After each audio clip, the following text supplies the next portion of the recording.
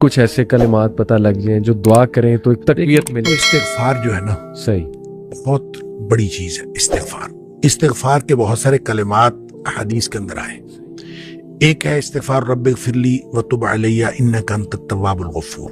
بہت شاندار استغفار ہے. قرآن مجید میں نہیں، یہ حدیث میں حدیث رب اغفر لی وتب علی انک انت التواب الغفور. ٹھیک. ایک استغفر اللہ الذی لا الہ الا هو الحی القیوم واتوب الیہ. بالکل صحیح. یہ والا جو ہے نا استغفر اللہ الذی لا الہ الا هو الحی القیوم واتوب الیہ، اندازہ کیجئے کہ حدیث میں قرآن میں آتا ہے کہ جو شخص میدان جنگ سے فرار ہو نا اس پر اللہ کا غضب نازل ہوتا ہے. صحیح. یعنی میدان جنگ سے، میدان جہاد سے جو شخص فرار ہو صحیح. اس پر اللہ کا غضب نازل. صحیح. اس قدر اس نے بڑا جرم کیا. نبی کریم صلی اللہ علیہ وسلم فرماتے ہیں کہ جو شخص سوچ سمجھ کر 3 دفعہ یہ پڑھ لے استغفر اللہ الذی لا الہ الا هو الحی القیوم واتوب، 3 دفعہ سوچ سمجھ کے پڑھ، نبی پاک صلی اللہ علیہ وسلم فرمایا اللہ تعالیٰ اس کے سارے گناہ معاف کر دیتا ہے، چاہے وہ میدان جہاد سے فرار ہوا ہو. اللہ. اب اندازہ کریں پیچھے بات کیا رہ گئی. اللہ. یعنی اتنا بڑا اگر گناہ اس سے سرزد ہوا ہے اور وہ اللہ سے معافی مانگتا ہے استغفر اللہ الذی لا الہ الا هو الحی القیوم، 3 دفعہ یہ کہتا ہے تو اللہ تعالیٰ اس کے سارے گناہ معاف کر دے. پھر حدیث میں آتا ہے کہ سبحان اللہ و بحمدہ، صحیح. جو شخص یہ 100 دفعہ پڑھتا ہے صحیح. سبحان اللہ و بحمدہ، بس اتنا، صحیح. اور اللہ تعالیٰ اس کے گناہ معاف کر دیتا ہے چاہے سمندر کی جھاگ کے برابر ہو. کیا یعنی جتنے بھی گناہ ہیں اللہ تعالیٰ معاف کر دیتا ہے. بالکل ٹھیک. تو یہ اسی طرح جو اللہم اجرنی من النار ہے، جی ہاں جی ہاں یہ 7 دفعہ اگر کوئی شخص صبح کے وقت پڑھ لے، صحیح. 7 دفعہ شام کے وقت پڑھ لے، صحیح. اگر اس دن میں اور اس رات میں اس کی موت آ جائے تو اللہ تعالیٰ جنت عطا فرما دے گا. پھر سید الاستغفار ہے، جی یہ تو میں سمجھتا ہوں شارٹ کٹس ہے. ہاں. تو سید الاستغفار 1 دفعہ پڑھ لے، اللہم انت ربی لا الہ الا انت خلقتنی، سبحان اللہ. تو یہ 7 دفعہ، یہ 1 دفعہ پڑھ لے. صحیح. دن کے کسی ایک حصے میں پڑھ لے، اس دن فوت ہو گیا تو انشاءاللہ جنت میں چلا جائے گا. سبحان. رات کے کسی ایک حصے میں 1 دفعہ پڑھ لے سبحان. تو اس رات فوت ہو گیا تو جنت میں چلا جائے گا. تو گویا صبح و شام کے یہ اذکار میں یہ تو شارٹ کٹس ہیں صحیح. کہ اگر انسان یہ پڑھ لے صحیح. تو انشاءاللہ وہ جنت میں جائے گا. باقی جو انسان کو یہ خیالات آتے ہیں نا، سائیکولوجیکلی انسان کو ریگریٹ ختم نہیں ہوتا، جی یا گلٹ ختم نہیں ہوتا، جی یا آپ کہہ لیجئے کہ اس کے وسوسے ختم نہیں ہوتے، ایسے تو اس کے لیے ایک علاج نبی کریم صلی اللہ علیہ وسلم نے بتایا، وہ ہے لا حول ولا قوت الا باللہ. واہ. بس اتنا. صحیح. اور اس کو اگر 100 دفعہ کوئی شخص پڑھ لے، اچھا. لا حول ولا قوت الا باللہ. صحیح صحیح. لیکن پڑھنا کیسے ہے؟ پڑھنا اس طرح نہیں ہے کہ آپ بس پڑھتے جائیں. یہ ہے کیا لا حول ولا قوت الا باللہ؟ اصل میں کیا ہے؟ حول کا معنی بھی قوت ہے اور قوت کا معنی بھی قوت ہے. لا حول ولا قوت، یوں کہہ لیجئے نہ کوئی اجتماعی طاقت نہ کوئی انفرادی طاقت الا باللہ، سوائے اللہ کے. یا نہ گناہ چھوڑنے کی طاقت نہ نیکی کرنے کی طاقت، صحیح. الا باللہ. یعنی یا تو ایک کو پازیٹیو بنا لے، ایک کو نیگیٹو بنا لے، یا ایک کو اجتماعی یا ایک کو انفرادی. صحیح.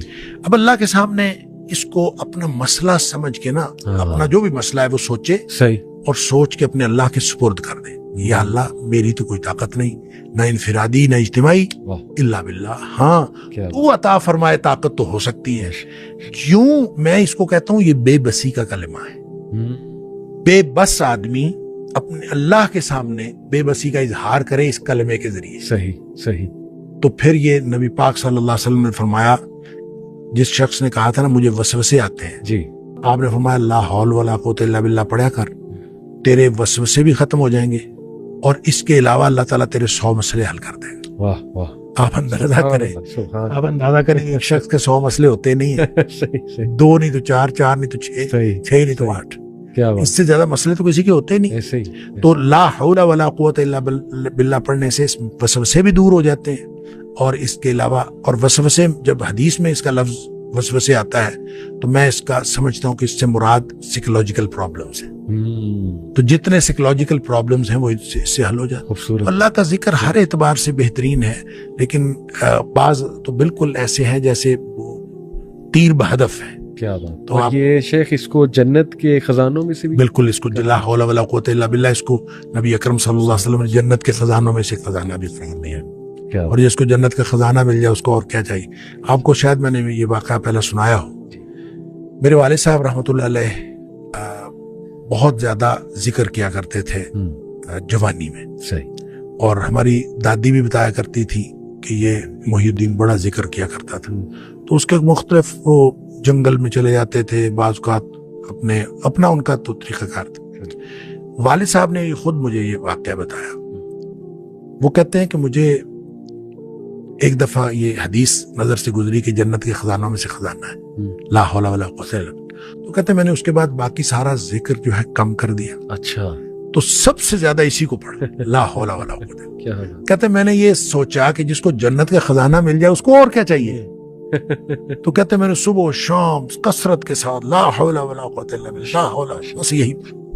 اصل میں یہ بات والد صاحب نے مجھے اس سوال کے جواب میں بتائی تھی کہ والد صاحب نے کبھی بھی دنیاوی طور پر کوئی کاروبار کوئی جاب نہیں کی.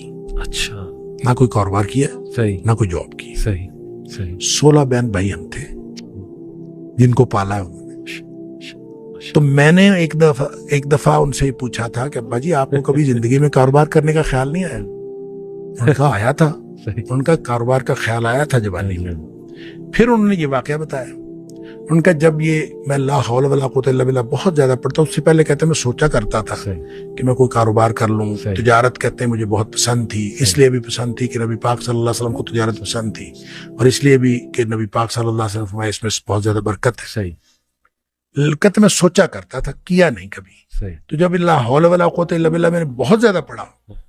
کہتے ایک دفعہ خواب میں مجھے اللہ تعالیٰ نے دکھایا کہ میرا یوں کر کے دھڑ جو ہے وہ آدھا کر دیا گیا. اچھا. آدھا کر کے مجھ سے الگ کر دیا گیا. اچھا. اور میرا آدھا دھڑ الگ ہو گیا لیکن میں باقی کا پھر بھی مکمل ہوں. یعنی وہ آدھا دھڑ الگ کر دیا گیا ہے اور میں پھر بھی مکمل ہوں. صحیح. اور مجھے خواب میں ہی بتایا گیا یہ سمجھایا گیا کہ تیری دنیا ہم نے تجھ سے الگ کر دی ہے. جنت مانگتے تھے نا اللہ. تو ہم نے تجھ سے تمہاری دنیا الگ کر دی ہے. تو والد صاحب یہ فرمایا کرتے تھے کہ اس کے بعد مجھے زندگی میں کاروبار کرنے کا خیال بھی نہیں آیا. اس سے پہلے خیال آتا تھا کیا تو پہلے بھی نہیں تھا. اس سے پہلے خیال آتا تھا اس کے بعد کبھی کاروبار کرنے کا خیال